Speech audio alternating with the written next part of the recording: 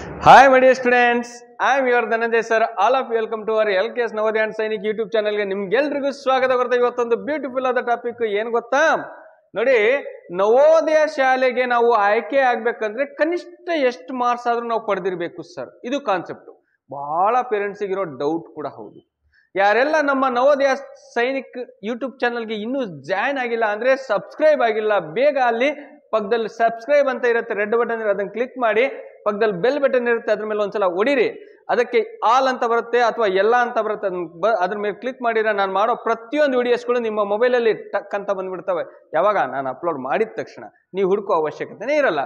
ಹಾಗಾದ್ರೆ ಬನ್ನಿ, ಯಾರೆಲ್ಲ ನೋಡಿ, ಯಾರೆಲ್ಲ ನೀವು ನವೋದಯ ಎಕ್ಸಾಮ್ ಬರ್ದಿರೋರು ಹಾಗೂ ಬರಿಬೇಕಾಗಿರೋರು ಕೂಡ ನಾನು ಹೇಳೋದು ಒಂದೇ, ಸರ್ ಎಷ್ಟು ಮಾರ್ಕ್ಸ್ ತಗೊಂಡ್ರೆ ನಾವು ಸೆಲೆಕ್ಟ್ ಆಗ್ತೀವಿ, ನನ್ನ ಮಗು ಎಷ್ಟು ಮಾರ್ಕ್ಸ್ ತಗೊಂಡಿದ್ರೆ ಈ ಸಲ ಎಕ್ಸಾಮ್ ಅಲ್ಲಿ ಸೆಲೆಕ್ಟ್ ಆಗ್ತೀವಿ ಅನ್ನೋ ಗೊಂದಲ ಬಹಳ ಪೇರೆಂಟ್ಸಿಗಿರುತ್ತೆ. ಕೆಲವೊಂದ್ಸಲ ಜಾಸ್ತಿ 95 ಮೇಲೆ ತಗೊಂಡ್ರೆ ಸಮಸ್ಯೆ ಇಲ್ಲ, 80ಗಿಂತ ಒಳಗಿದ್ರೆ 75, 80, 55, 60 ತಗೊಂಡ್ರೆ ಅದು ಸಮಸ್ಯೆ, ಸೆಲೆಕ್ಟ್ ಆಗಲ್ಲ ಬಿಡುವಂತ ಸುಮ್ಮನಾಗ್ಬಿಡ್ತವೆ.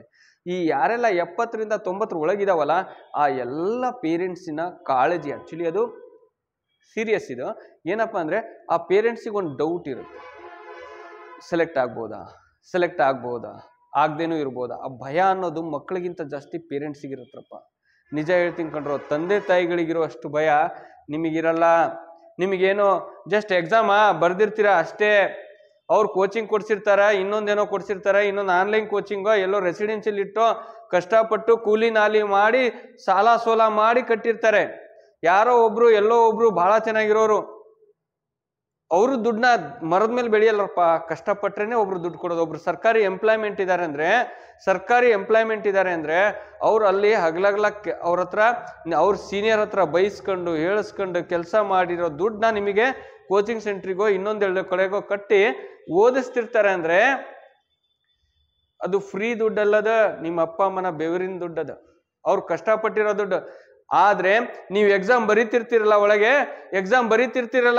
ಆವಾಗ ಹೊರಗಡೆ ಪೇರೆಂಟ್ಸ್ ಇರ್ತಿತ್ತಲ್ಲ ಟೆನ್ಷನ್, ಆ ಟೆನ್ಷನ್ ಕೂಡ ನಿಮಗಿರಲ್ಲ. ಒಳಗೆ ನಿಮಗೆ ಅವ್ರಿಗೆ ಬರೋ ಟೆನ್ಷನ್ ಅಲ್ಲಿ ಕೇವಲ 1%, 2% ಟೆನ್ಷನ್. ಎಕ್ಸಾಮ್ ಅಲ್ಲಿ ಬಹಳ ಟೆನ್ಷನ್ ಆಯ್ತಪ್ಪ ನನಗಂತಿರಲ್ಲ, ಅದಕ್ಕಿಂತ ಪೇರೆಂಟ್ಸಿಗಿರುತ್ತಲ್ಲ ಟೆನ್ಷನು, ಅದು ನಿಮ್ ಮುಂದೆ ಹೇಳ್ಬಾರ್ದದ, ಅಷ್ಟು ಟೆನ್ಷನ್ ಇರುತ್ತೆ. ಹೇಗ್ ಬರೀತಾನೋ ಏನೋ, ಹೆಂಗ ಮಾಡ್ತಿದ್ದಾನೋ ಏನೋ, ಬೇಡ ಪಜಿತಿ.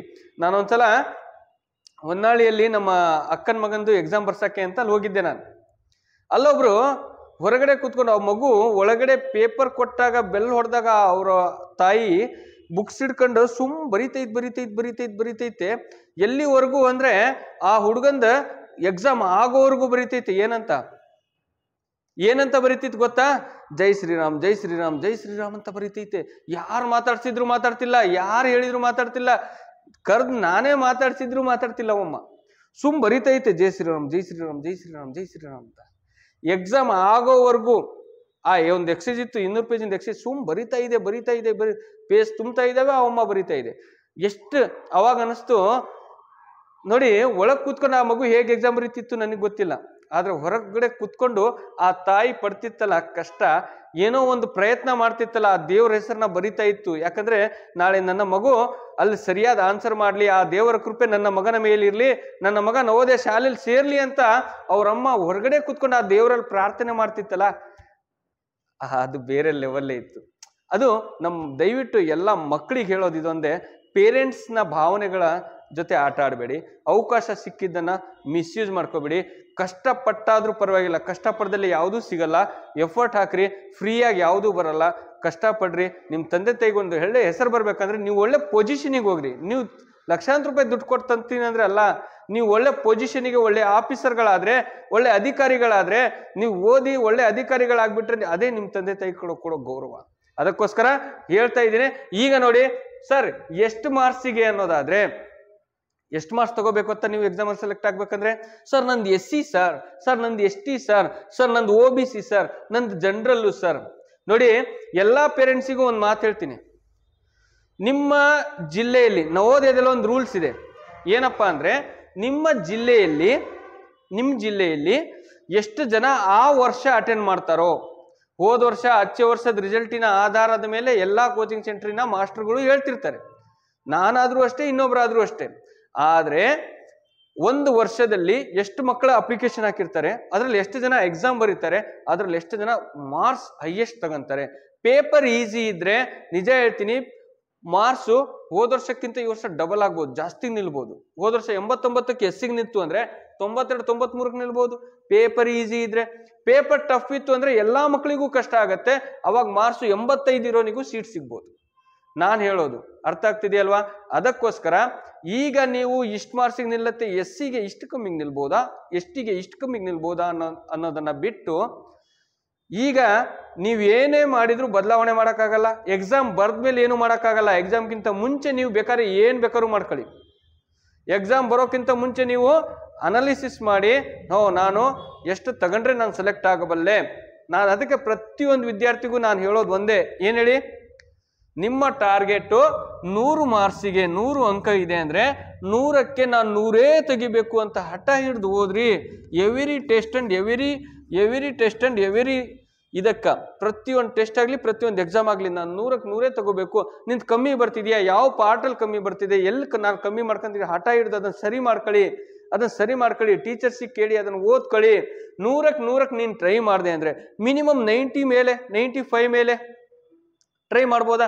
ಹಾಗಾಗಿ ನೀನು 100ಕ್ಕೆ 100 ಎಕ್ಸಾಮಿಗೆ ನಾನು ಟೆಸ್ಟಲ್ಲಿ ಪ್ರಾಕ್ಟೀಸ್ ಮಾಡ್ತಿದ್ದೀನಿ ಅಂದರೆ ಒಂದು 90 95 ಮೇಲೆ ಬಂದರೆ 100% ನೀವು ಸೆಲೆಕ್ಷನ್ ಆಗಿರ್ತೀರ. ಯಾವುದೇ ಕೆಟಗರಿ ಇದ್ರೂ ಕೂಡ 90 ತಗೊಂಡ ತಕ್ಷಣ ನಿಮ್ಮ ಪೇರೆಂಟ್ಸಿಗೆ ಒಂದು ಖುಷಿ ಬರುತ್ತೆ. ಏನಂತ ಗೊತ್ತಾ?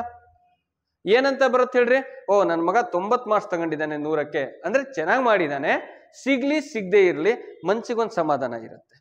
ಯಾವಾಗ ನೀವು 100ಕ್ಕೆ 60 65 70 ಹಿಂಗೆ ತಗೊಂತೀರಾ, ಅವಾಗ ನಾನು ವರ್ಷ ಪೂರ್ತಿ ಕೋಚಿಂಗ್ ಕಳಿಸಿದ್ರು, ನಾನು ವರ್ಷ ಪೂರ್ತಿ ಎಷ್ಟೊಂದು ದುಡ್ಡು ಖರ್ಚು ಮಾಡಿದ್ರು, ನನ್ನ ಮಗ ಬರೀ ಇಷ್ಟೇ ತಗೊಂಡ, ಆ ಬೇಜಾರಿರುತ್ತೆ.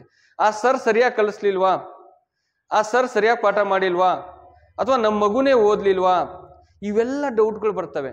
ಆಕ್ಚುಲಿ ಬೇರೆ ಬೇರೆ ಕೋಚಿಂಗ್ ಸೆಂಟರ್ ನೋಡಿದ್ರೆ ಅಲ್ಲಿ ಯಾವುದೋ ಕೆಲವು ಮಕ್ಕಳು 98 95 97 99 ಮಾಡಿರ್ತವೆ, ನಮ್ಮ ಮಗು ಹಿಂಗಾಗಿರುತ್ತೆ.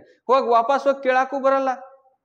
ಕೇಳಿದ ತಕ್ಷಣ ನೋಡ್ರಿ ಸರ್ ನಮ್ಮಲ್ಲೇ ನೀವು 98 ತಗೊಂಡೆ 99 ತಗೊಂಡಿದ್ದೇನೆ ಅಂದಾಗ ನಿಮ್ಮ ಮಗುಗೆ ಬೇರೆ ಪಾಠ ಅವ್ರಿಗೆ ಮಗು ಬೇರೆ ಪಾಠ ಮಾಡಿದೀನಾ ಅಂತ ಹೇಳ್ಬಿಡ್ತಾರೆ. ಏನ್ ಮಾಡ್ತೀರಿ? ಏನೂ ಮಾಡೋಕ್ಕಾಗಲ್ಲ. ಅದಕ್ಕೆ ನಾ ಹೇಳೋದೇನ, ಅವಕಾಶಗಳನ್ನ ಮಿಸ್ ಮಾಡ್ಕೋಬೇಡಿ ದಯವಿಟ್ಟು. SC ST OBC ಜನರಲ್ಲಿಗೆ ನನ್ನ ಪ್ರಕಾರ ನೋಡಿ, ಯಾರೇ ಇರಲಿ 90 ಮೇಲೆ, SC ಸ್ಟೂಡೆಂಟು ಗರ್ಲ್ಸ್ ಇದ್ರೆ 90 ಮೇಲೆ ಇರಪ್ಪ, ಬಾಯ್ಸ್ ಇದ್ರೆ 93 94 ಮೇಲೆ ಟ್ರೈ ಮಾಡ್ರಿ. ನಿಮ್ದು ಯಾವ್ದಾದ್ರು ಜಿಲ್ಲೆ ಆಗಿರ್ಲಿ. ನಿನಗೆ 80ಕ್ಕೆ ಸೀಟ್ ಸಿಕ್ಕರೆ ಬಹಳ ಖುಷಿ, 70ಕ್ಕೆ ಸಿಕ್ಕರು ನನಗೂ ಖುಷಿ. ಯಾಕೆ ಹೇಳಿ? ಒಂದು ವಿದ್ಯಾರ್ಥಿಗೆ ಒಂದು ಒಳ್ಳೆ ಶಾಲೆ ಸಿಕ್ತು, ಓದೋದಕ್ಕೆ ಒಂದು ಒಳ್ಳೆ ವಾತಾವರಣ ಸಿಕ್ತು ಅಂದ್ರೆ ಖುಷಿ ಅಲ್ಲೇನ್ರು? ಕಡಿಮೆಗೆ ನಿಲ್ಲಿ ಅಂತ ನಾನು ಬಯಸ್ತೀನಿ. ಆದ್ರೆ ನಮ್ಮ ಟಾರ್ಗೆಟ್ ಯಾವಾಗ್ಲೂ ಹಾಗೆ ಇರ್ಬೇಕಲ್ಲ. ಪೇಪರ್ ಟಫ್ ಇದ್ರು ನೀನ್ 90 ತಗೊಂಡಿಯಾ ಅಂದ್ರೆ ಯಾರು ನಿನ್ನ ಟಚ್ ಮಾಡಕ್ಕಾಗಲ್ಲ ಅಲ್ವಾ? ನಾನು ಹೇಳೋದಷ್ಟೇ. ಈಗ ನೋಡ್ರಿ, ಪೇರೆಂಟ್ಸ್ಗಳು ಸುಮ್ ಮೊಬೈಲಲ್ಲಿ ಅದನ್ನೇ ಹುಡುಕ್ತಿರ್ತೀರಾ. ಎಲ್ಲಿ ಯಾವ್ದಾರ ಸರ್ಗಳು ಈ ವರ್ಷ 75ಕ್ಕೆ SC ಸ್ಟೂಡೆಂಟಿಗೆ ನಿಲ್ಲತ್ತೆ ಅಂದ್ರೆ ಬಹಳ ಖುಷಿ. ಆದ್ರೆ ರಿಸಲ್ಟ್ ಬಂದಾಗ ನೀರು ಸಿಗ್ಲಿಲ್ಲ ಅಂದ್ರೆ ಬೇಜಾರಾಗತ್ತೆ. ಅದಕ್ಕೆ ನಾನು ಇರುವ ಸತ್ಯತೆನ ಹೇಳ್ತೀನಿ ನೋಡ್ರಿ. ಈ ವರ್ಷ ಯಾವ ಜಿಲ್ಲೆಯಲ್ಲಿ ಎಷ್ಟು ಜನ ಬರ್ದಿ, ಕೆಲವೊಂದು ಜಿಲ್ಲೆಯಲ್ಲಿ ನೋಡ್ರಿ 6000 7000 ಜನ ಮೇಲ್ ಬರ್ತಾರೆ. ಇನ್ನು ಕೆಲವು ಜಿಲ್ಲೆಯಲ್ಲಿ 2500 ಜನ ಬರ್ತಾರೆ. ಹಾಗಾದ್ರೆ ಕಡಿಮೆ ಬರ್ದಿರೋ ಜಿಲ್ಲೆಯಲ್ಲಿ ಕಡಿಮೆ ಕಾಂಪಿಟೇಷನ್ ಇರುತ್ತಲ್ವಾ, ಅಲ್ಲಿ ಕಡಿಮೆಗೆ ನಿಲ್ಬಹುದಲ್ವಾ? ಮತ್ತೆ ಒಂದು ಜಿಲ್ಲೆಗೆ 80 ಸೀಟ್ ಇರೋದ್ರಿಂದ 65 70ಕ್ಕೆಲ್ಲ ಸಿಗತ್ತೆ ಅಂತ ನಾನು 100% ನಾನು ಹೇಳಲ್ಲ ಪುಟ, 100% ಹೇಳೋದಕ್ಕೆ ಆಗೋದು ಇಲ್ಲ. ಯಾಕಂದ್ರೆ ಇಷ್ಟೇ ಮಾರ್ಕ್ಸಿಗೆ ನಿಲ್ಲತ್ತೆ ಅಂತ ನನಗೆ ಅನಾಲಿಸಿಸ್ ಇಲ್ಲ. ಬಟ್ 80 ಮಾರ್ಕ್ಸಿಗೆ ಇರೋದ್ರಿಂದ, 80 ಸೀಟ್ ಇರೋದ್ರಿಂದ ನಮಗೆ ಮಿನಿಮಮ್ 80 ಮೇಲಿದ್ರೆ ಒಂದು ಹೋಪ್, ಒಂದು 80 ಮೇಲಿದ್ರೆ ಒಂದು ಧೈರ್ಯ. ನಿನಗೆ 70ಕ್ಕೆ ಸಿಗ್ಲಿ ನಾನು ಬೇಡ ಅನ್ನಲ್ಲ, ಆದ್ರೂ ಒಂದು ಧೈರ್ಯ ಬರುತ್ತೆ. 90 ಮೇಲಿದ್ರೆ ಇನ್ನೂ ಧೈರ್ಯ, 95 ಮೇಲಿದ್ರೆ ಪಟಾಕಿ ತಂದು ಹೊಡಿ. ನಾನು ಅದನ್ನೇ ಹೇಳೋದು ನಿಮಗ. ಯಾವಾಗ್ಲೂ ಕೂಡ 95 ಮೇಲೆ ಕ್ರಾಸ್ ಮಾಡಿಬಿಟ್ಟಿರ ಒಬ್ಬ SC ಸ್ಟೂಡೆಂಟ್ ಇದೆಯಾ, 95 ಮೇಲೆ ಮಾಡಿದ್ಯಾ ಅಂದ್ರೆ ನೀನ್ ಏನ್ ರಿಸಲ್ಟ್ ಬರೋವರೆಗೂ ಆರಾಮಾಗಿರ್ಬೋದು. ನಿನಗೆ ಏನಾದ್ರು ಡೌಟ್ ಇದೆಯಾ? ಆರಾಮಾಗಿ ಸೆಲೆಕ್ಟ್. ಅದೇ ಯಾವಾಗ ಮಾರ್ಕ್ಸ್ ಕಡಿಮೆ ಆಗತ್ತೆ ಅವಾಗ ಡೌಟ್ ಬರುತ್ತೆ. ಅದಕ್ಕೆ ನಾನು ಹೇಳೋದಷ್ಟೇ, SC ST OBC ಜನರಲ್ ಒಂದೊಂದು ಜಿಲ್ಲೆಗೆ ಒಂದೊಂದು ತರ ನಿಲ್ಲತ್ತಪ್ಪ. ದಯವಿಟ್ಟು ಇಂಥ ಜಿಲ್ಲೆರಿಗೆ ಈಗ ನಾನು ಹೇಳ್ತೀನಿ SC 90 ನಿಲ್ಲತ್ತೆ ಅಂತ, ಅದು ಯಾವ ಜಿಲ್ಲೆಗಂತ ಹೇಳಿ? ಒಂದೊಂದು ಜಿಲ್ಲೆಯಲ್ಲಿ ಒಂದೊಂದು ಥರ. ಈಗ ನಮಗೆ ಗೊತ್ತಿರೋದು ಒಂದು 2-3 ಜಿಲ್ಲೆಗಳ ಅನಾಲಿಸಿಸ್ ಮಾಡಿರ್ತೀವಿ. ಆ ಜಿಲ್ಲೆಯಲ್ಲಿ ಇಷ್ಟಕ್ಕೆ ಸಿಗುತ್ತೆ, ಈ ಜಿಲ್ಲೆಗೆ ಇಷ್ಟಕ್ಕೆ 1 ಮಾರ್ಕ್ಸ್ ಕಮ್ಮಿಗೂ ಆಗ್ಬೋದು, 1 ಮಾರ್ಕ್ಸ್ ಜಾಸ್ತಿಗೂ ಆಗ್ಬೋದು. ಹಾಗಾಗಿ ನಿಮ್ಮ ಮಕ್ಕಳು 70ರ ಮೇಲೆ ಎಲ್ಲರೂ ಚೆಕ್ ಮಾಡ್ರಿ. ಯಾರೆಲ್ಲ 35 ತೆಗ್ದಾರ ಅವ್ರದ್ದು ನೀವು ಚೆಕ್ ಮಾಡಬೇಕಾಗತ್ತೆ. ಸರ್ ನನ್ನ ಮಗುದು 56 ಬಂದಿದೆ, ರಿಸಲ್ಟ್ ಬಂದಾಗ ಚೆಕ್ಕೇ ಮಾಡಲಿಲ್ಲ ನಾನು, ದಯವಿಟ್ಟು ಮಾಡಬೇಡಿ. ಎಲ್ಲರೂ ಚೆಕ್ ಮಾಡಿ, ರಿಜಿಸ್ಟರ್ ನಂಬರ್ ಹಾಕಿ, ಡೇಟ್ ಆಫ್ ಬರ್ತ್ ಹಾಕಿ. ಹೇಳೋಕ್ಕಾಗಲ್ಲ, ಅಲ್ಲಿ ಬರ್ದಿರೋರಲ್ಲಿ ಕಡಿಮೆ ಮಾರ್ಕ್ಸ್ ತಗೊಂಡು ಕಡಿಮೆ ಮಾರ್ಕ್ಸಿಗೆ ನಿಂತರೆ ಎಲ್ಲರೂ ಕಡಿಮೆ ಮಾಡಿದಾರೆ ಅಂದ್ರೆ ನಿಮ್ಮ ಮಕ್ಕಳದು ಕಡಿಮೆ ನಿಲ್ಲುತ್ತೆ. ಹಾಗಾಗಿ ಯಾವುದೇ ರೀತಿಯ SC ST OBCಗೆ ಅಥವಾ ಜನರಲಿಗೆ ಇಷ್ಟಕ್ಕೆ ನಿಲ್ಲತ್ತೆ ಅನ್ನೋದು ಸುಳ್ಳು ಮಾಹಿತಿ. ಇದನ್ನ ಯಾರೂ ಕೂಡ ಅನಾಲಿಸಿಸ್ ಮಾಡೋಕ್ಕಾಗಲ್ಲ. ಎಕ್ಸಾಮ್ ಪೇಪರ್ ಈ ಸರಿ ಸ್ವಲ್ಪ ಪ್ಯಾಸೇಜ್ ಟಫ್ ಇರೋದ್ರಿಂದ, ಮ್ಯಾಥ್ಸ್ ಅವರೇಜ್ ಇರೋದ್ರಿಂದ, ಇನ್ನೊಂದು ಖುಷಿ ಏನಪ್ಪಾ ಅಂದ್ರೆ ಮ್ಯಾಥ್ಸ್ ಅಲ್ಲಿ ಎಕ್ಸಾಕ್ಟ್ ಏನ್ ನಾನು ಗೆಸ್ ಮಾಡಿದ್ನಲ್ಲ ಅದೇ ಕೂಡ 19 ಕ್ವಶನ್ಗಳು ಅಂತ ಚಾಪ್ಟರ್ ಇದೇ ತರ ಬರ್ತವೆ ಅಂತ ಹೇಳಿದ್ದೆ, ಅಂತ ಕ್ವಶನ್ ಬಂದಿದೆ. ಒಂದು ಕ್ವಶನ್ ಮಾತ್ರ ಸ್ವಲ್ಪ ಅಪ್ಲೇಡ್ ಕ್ವಶನ್ ಕೊಟ್ಟಿದ್ದಾರೆ, ಅದನ್ನು ಚೆನ್ನಾಗಿ ಮಾಡಿದ್ದಾರೆ. ನಮ್ಮಲ್ಲಿ ಔಟ್ ಆಫ್ ಔಟ್ ಮ್ಯಾಥ್ಸ್ ಮಾಡಿದ್ದಾರೆ, ಅದು ಹೆಮ್ಮೆಯಿಂದ ಹೇಳ್ಕೊಂತೀನಿ ನಾನು, ಖುಷಿ ಅನ್ಸುತ್ತೆ. ಆದ್ರೆ ಇನ್ನೊಂದೇನಪ್ಪಾ ಅಂದ್ರೆ ಓದ್ಬೇಕಾದ್ರೆ ಚೆನ್ನಾಗಿ ಓದ್ಬಿಡ್ರಪ್ಪ, ಎಕ್ಸಾಮ್ ಬರಿಬೇಕಾದ್ರೆ ಚೆನ್ನಾಗಿ ಬರ್ದ್ಬಿಡ್ರಿ, ಸಮಸ್ಯೆ ಇಲ್ಲ. ಯಾವುದೇ ಕಾರಣಕ್ಕೂ ಇಷ್ಟೇ ಮಾರ್ಕ್ಸಿಗೆ ನಿಲ್ಲತ್ತೆ, ಇಷ್ಟೇ ಮಾರ್ಕ್ಸಿಗೆ ಕಟ್ ಆಫ್ ನಿಲ್ಲತ್ತೆ ಅನ್ನೋದು ಸುಳ್ಳು ಮಾಹಿತಿ. ಯಾವುದೇ ಕಾರಣಕ್ಕೂ ಎಲ್ಲೂ ಸಿಗಲ್ಲ. ಹೇಳ್ಬೋದು ಇಷ್ಟಕ್ಕೆ ಅಂತ, ಅದು ಕೂಡ ಯಾವುದೋ ಒಂದು ಜಿಲ್ಲೆಗೆ ಸಂಬಂಧಪಡ್ಬೋದು, ಎಲ್ಲಾ ಜಿಲ್ಲೆಗೂ ಸಂಬಂಧಪಡಲ್ಲ. ಹಾಗಾಗಿ ಈ ವರ್ಷದ ಮಕ್ಕಳು ಈ ವರ್ಷ ಎಕ್ಸಾಮ್ನ ಹೇಗೆ ಬರ್ದಾರೆ ಅಂತ ಹೇಳಕ್ಕಾಗಲ್ಲ. ಹೋದ ವರ್ಷ ಕಂಪೇರ್ ಮಾಡಿದ್ರೆ ಈ ವರ್ಷ ಸ್ವಲ್ಪ ಪೇಪರ್ ಟಫೇ ಇದೆ, ಇನ್ಕ್ಲೂಡಿಂಗ್ ಯಾವುದು ಪ್ಯಾಸೇಜು ಮಕ್ಕಳಿಗೆ ಅರ್ಥ ಅಂದ್ರೆ ಈಸಿ ಇದೆ, ಆ ಮಕ್ಕಳ ಲೆವೆಲ್ಗೆ ಸ್ವಲ್ಪ ಡಿಫಿಕಲ್ಟ್ ಆಗಿರೋದ್ರಿಂದ ನಿಮ್ಮ ಮಾರ್ಕ್ಸ್ಗಳು ಕಡಿಮೆಗೆ, ಹೋದ ವರ್ಷಕ್ಕಿಂತ ಈ ಸರಿ ಸ್ವಲ್ಪ ಕಡಿಮೆ ಮಾರ್ಕ್ಸಿಗೆ ಸಿಗುವ ಅವಕಾಶ ಇದೆ. ಓಕೆನಾ? ಎಲ್ಲಾ ಮಕ್ಕಳಿಗೂ ಸಿಗ್ಲಿ, ನಿಮ್ಮ ಎಲ್ಲಾ ಮಕ್ಕಳು ಒಳ್ಳೆ ಒಳ್ಳೆ ಶಾಲೆಯಲ್ಲಿ ಓದ್ಲಿ ಅಂತ ನಾನು ಬಯಸೋದು. ಹಾಗಂತ ಆ ದೇವರಲ್ಲಿ ಬೇಡ್ಕಂತ ನಿಮ್ಗೆಲ್ರಿಗೂ ಒಳ್ಳೇದಾಗ್ಲಿ. ಮತ್ತೊಂದು ವಿಷಯ ತಗೊಂಡು ಮತ್ತೊಂದು ಇಂಪಾರ್ಟೆಂಟ್ ಆದ ವಿಷಯದ ಜೊತೆ ಮುಂದಿನ ವಿಡಿಯೋದಲ್ಲಿ ಮತ್ತೆ ಬರ್ತೀನಿ. ಅದಕ್ಕಿಂತ ಮುಂಚೆ ಇನ್ನೊಂದು ಮುಖ್ಯವಾದ ಮಾಹಿತಿ ಏನಪ್ಪಾ ಅಂದ್ರೆ, ಯಾರೆಲ್ಲ ಈ ವರ್ಷ 2ನೇ ತರಗತಿ ಓದ್ತಿದ್ದೀರಿ, 2, 3 ಮತ್ತು 4ನೇ ತರಗತಿಲಿ ಓದ್ತಿರುವಂತ ಮಕ್ಕಳು, ಓದಿ 5ನೇ ಕ್ಲಾಸಿಗೆ ಬರುವಂತ ಮಕ್ಕಳು ಯಾರೆಲ್ಲ ಇದ್ರಿ, 2ನೇ ಕ್ಲಾಸ್ ಓದು 3ಕ್ಕೆ, 3 ಓದಿ 4ಕ್ಕೆ, 4 ಓದಿ 5ಕ್ಕೆ ಯಾರು ಬರೋರು ಅಂತ ಇದ್ರಿ, ಅವರಿಗೆ ಸಮ್ಮರ್ ಕ್ಯಾಂಪ್ ಬೇಸಿಗೆ ಶಿಬಿರ ಇರುತ್ತೆ. 2 ತಿಂಗಳಲ್ಲಿ ಫುಲ್ ಕೋರ್ಸ್ ಕಂಪ್ಲೀಟ್ ಆಗ್ತವೆ. ಯಾವುದು? ನವೋದಯ ಕೋರ್ಸ್ ಒಂದು, ಸೈನಿಕ್ ಕೋರ್ಸ್ ಒಂದು, ಮತ್ತೆ ಬೇಸಿಕ್ ಫೌಂಡೇಶನ್ ಕೋರ್ಸ್ ಅಂತ 3 ಕೋರ್ಸಸ್ಗಳು ನಡೀತಾ ಇದಾವೆ. ಯಾರು ಬೇಸಿಕ್ ಚೆನ್ನಾಗಿದ್ದಾರೆ ಅವರು ಸೈನಿಕ್ ಕೋರ್ಸ್ ತಗೋಬಹುದು ಅಥವಾ ನವೋದಯ ಕೋರ್ಸ್ ತಗೋಬಹುದು. ಕಂಪ್ಲೀಟ್ ಸಿಲೆಬಸ್ 2 ತಿಂಗಳಲ್ಲಿ ಕಂಪ್ಲೀಟ್ ಆಗಿ ಮಾಡಿ, ಅದಕ್ಕೆ ತಕ್ಕಂತೆ ಸೋರ್ಸು, ಬುಕ್ಸು, ಕ್ವಶನ್ ಪೇಪರ್ಸು, ಸೋರ್ಸ್ನ ಕೊಟ್ಟು ಕಳಿಸ್ಕೊಡಲಾಗುತ್ತದೆ.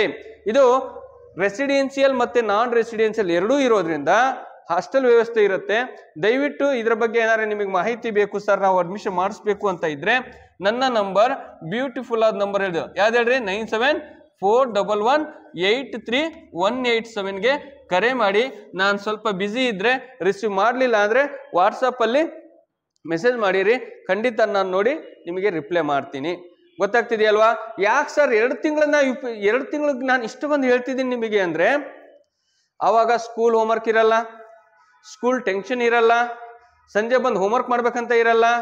ನೀವು 2 ತಿಂಗಳಲ್ಲಿ ಒಂದು ಕೋರ್ಸ್ನ ನೀವು ನವೋದಯ ಕೋರ್ಸ್ ಅನ್ಕೊಳ್ರಿ ಅಥವಾ ಸೈನಿಕ್ ಕೋರ್ಸ್ ಅನ್ಕೊಳ್ರಿ, ಒಂದು ಸಲ ನೀವು ಅದನ್ನ ತಗೊಂಡಿರ ಅಂದ್ರೆ ಒಂದ್ಸಲ ನೀವು ಅದನ್ನ ನೀವು ಓದಿರ್ತೀರಾ, ಆಲ್ರೆಡಿ ಅದ್ರ ಮೇಲೆ ಟೆಸ್ಟ್ ಎಲ್ಲ ಅಟೆಂಡ್ ಮಾಡಿರ್ತೀರಾ, ಅದನ್ನ ಒಂದ್ಸಲ ಅರ್ಥ ಆಗಿರುತ್ತೆ ನಿಮಗೆ. ಆಮೇಲೆ ಬೇಕಾದ್ರೆ ನೀವು 1 ವರ್ಷ ಪೂರ್ತಿ ಬರಕ್, ಯಾರಿಗೆ ಕೋಚಿಂಗ್ ಸೆಂಟ್ರಿಗೆ ಹೋಗಕ್ ಆಗಲ್ಲ, ಯಾರಿಗೆ ನಾವು 1 ವರ್ಷ ಪೂರ್ತಿ ಕೋಚಿಂಗ್ ಸೆಂಟ್ರಿಗೆ ಕಳ್ಸಕ್ ಆಗಲ್ಲ, ಸ್ಕೂಲಲ್ಲಿ ಅಟೆಂಡೆನ್ಸ್ ಕೊಡಲ್ಲ, ಸಮಸ್ಯೆ ಆಗತ್ತೆ, ನಮ್ಗೆ ವರ್ಷ ಪೂರ್ತಿ ಹೋಗಕ್ಕೆ ದುಡ್ಡಿನ ಸಮಸ್ಯೆ ಆಗತ್ತೆ ಅನ್ನೋರು ಜಸ್ಟ್ ಆನ್ಲೈನ್ ಕ್ಲಾಸಲ್ಲಿ ಡೈಲಿ 1 ಗಂಟೆ ಇರುತ್ತೆ. ಯಾರೆಲ್ಲ 2 ತಿಂಗಳು ಕೋರ್ಸ್ನ ಮುಗಿಸ್ಕೊಂಡು ಆಮೇಲೆ ಆನ್ಲೈನ್ ಕ್ಲಾಸ್ ತಗೊಂತಾರಲ್ಲ, ಬೆಸ್ಟ್ ವೇ. ಯಾಕೆ ಗೊತ್ತಾ? ಒಂದ್ಸಲ ಕಂಪ್ಲೀಟ್ ಆಗಿರೋ ಸಿಲೆಬಸ್ಸು ಅದನ್ನ ಇನ್ನೊಂದ್ಸಲ ಕೇಳಿದಾಗ ರಿವಿಷನ್ ಆಗತ್ತೆ. ಯಾರೆಲ್ಲ 2ನೇ ಕ್ಲಾಸ್ 3ನೇ ಕ್ಲಾಸ್ ಇದ್ದೀರಲ್ಲ ಅವ್ರಿಗಂತೂ ಬೆಸ್ಟ್ ವೇ ಇದು. ಯಾಕಂದ್ರೆ 2 ವರ್ಷ 3 ವರ್ಷ ಕಲಿತಾರೆ, ದಿನ 1 ಗಂಟೆ, ಹಗಲೆಲ್ಲ ಶಾಲೆಯಲ್ಲಿ ಕಲ್ತಿರ್ತಾರೆ, ನೋ ಪ್ರಾಬ್ಲಮ್, ದಿನ 1 ಗಂಟೆ ರಿವಿಷನ್ ಮಾಡ್ರಿ. ನಿಜ ಹೇಳ್ತೀನಿ, ನವೋದಯ ಮತ್ತೆ ಸೈನಿಕ್ ಮ್ಯಾಥಮೆಟಿಕ್ಸ್ ಕಲ್ದಂತ ಹುಡುಗರು ಸ್ಕೂಲಲ್ಲಿ ಯಾವತ್ತೂ ಕೂಡ ಲೋ ಲೆವೆಲ್ ಇರಲ್ಲ, ಯಾವಾಗ್ಲೂ ಟಾಪ್ ಲೆವೆಲ್ ಅಲ್ಲಿ ಇರ್ತಾರೆ. ಯಾಕಂದ್ರೆ ಸಿಲೆಬಸ್ ಆಗಿರುತ್ತದು, ಹೈ ಲೆವೆಲ್ ಸಿಲೆಬಸ್ ಇರುತ್ತೆ. ಅದಕ್ಕೋಸ್ಕರ ನವೋದಯ ಆಗಿರ್ಲಿ, ಸೈನಿಕ್ ಸಿಲೆಬಸ್ ಅಂತೂ ಬೇಡ, ಆ ಲೆವೆಲ್ಗೆ ಇರುತ್ತೆ. ಅಷ್ಟು ಹೈ ಲೆವೆಲ್ ಸಿಲೆಬಸ್ನ ಮಕ್ಕಳು ಈಗಲೇ ಕಲ್ತ್ರೆ 10th PU ಲೆವೆಲ್ಗೆ ಏನು ಬೇಸಿಕ್ ಬೇಕಾಗುತ್ತಲ್ಲ, ಫುಲ್ ಫೌಂಡೇಶನ್ ಸ್ಟ್ರಾಂಗ್ ಆಗಿರುತ್ತೆ ಅವರಿಗೆ. ಹಾಗಾಗಿ ಒಳ್ಳೆ ಎಜುಕೇಶನ್ ಸಿಗುತ್ತೆ. ಈ 2 ತಿಂಗಳನ್ನ ಸದುಪಯೋಗ ಪಡಿಸ್ಕೊಳ್ಳಿ. ಅದನ್ನ ಬಿಡ್ತಾರೆ, ಆಮೇಲೆ ತಗೊಂತಾರೆ, ಯಾವಾಗಿಂದ ಸ್ಕೂಲ್ ಸ್ಟಾರ್ಟ್ ಆಗತ್ತಲ್ಲ ಆಮೇಲೆ ತಗೊಂತಾರೆ ಆನ್ಲೈನ್ ಕ್ಲಾಸು. ಪಾಪ ಅವ್ರು ಹಗಲೆಲ್ಲ ಕ್ಲಾಸ್ ಇರುತ್ತೆ, ಅಲ್ಲಿ ಪಾಠ ಕೇಳ್ಕೊಂಡ್ ಬಂದಿರ್ತಾರೆ, ಆಟ ಆಡ್ಕೊಂಡ್ ಬಂದಿರ್ತಾರೆ, ಮತ್ತೆ ರಾತ್ರಿ ಕೂತ್ಕೊಂಡು ಹೋಮ್ವರ್ಕ್ ಮಾಡಬೇಕು, ಜೊತೆಗೆ ಆನ್ಲೈನ್ ಕ್ಲಾಸು. ಅವಾಗ ಮಕ್ಕಳಿಗೆ ಸ್ಟ್ರೆಸ್, ಬಹಳ ಪ್ರೆಷರ್ ಆಗುತ್ತೆ.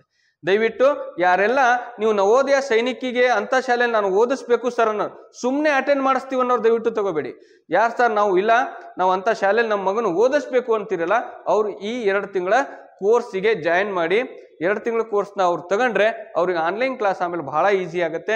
ಯಾರೆಲ್ಲ ನವೋದಯ ಸೈನಿಕ್ ನಾನು ಸೇರಿಸ್ಬೇಕು, ಸೈನಿಕ್ ಶಾಲೆಯಲ್ಲಿ ನವೋದಯ ಶಾಲೆಯಲ್ಲಿ ಅಂತ ಪ್ರತಿಷ್ಠಿತ ಶಾಲೆಗಳಲ್ಲಿ ನಮ್ಮ ಮಕ್ಕಳನ್ನ ಓದಿಸ್ಬೇಕು ಅಂತಿದ್ರಿ, ದಯವಿಟ್ಟು 1 ವರ್ಷ 2 ವರ್ಷ ಮುಂಚಿಂದಾನೆ ಪ್ರಿಪೇರ್ ಮಾಡಿ, ಮಕ್ಕಳಿಗೆ ಒಂದೇ ಸಲ ಪ್ರೆಷರ್ ಕೊಡಬೇಡಿ ಅಂತ ಹೇಳ್ತಾ ಮತ್ತೆ ಮುಂದಿನ ವಿಡಿಯೋದಲ್ಲಿ ಮತ್ತೆ ಸಿಗ್ತೀನಿ. ಅಲ್ಲಿವರೆಗೂ ಬಾಯ್.